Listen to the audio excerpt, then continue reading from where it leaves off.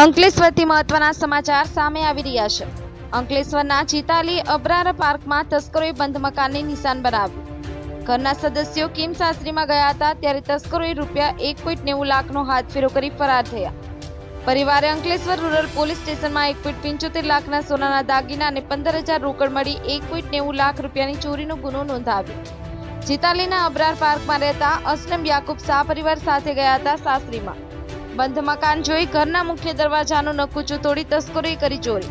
ઘરના બેડરૂમમાં મૂકેલા લોખંડના પલંગની અંદર સોનાની ચેઇન ફીટી કાનમાં પહેરવાનો ટોપ્સ મળી કુલ 26 ગ્રામ સોનાની થઈ હતી ચોરી। પાડોશી દ્વારા પરિવારની ચોરી થવા બાબતે જાણ કરાવતા પરિવાર પરત ફર્યો હતો। અસલમ યાકુબ શાહની ફરિયાદના આધારે પોલીસ કાફલો ઘટના સ્થળે દોડી આવ્યો હતો।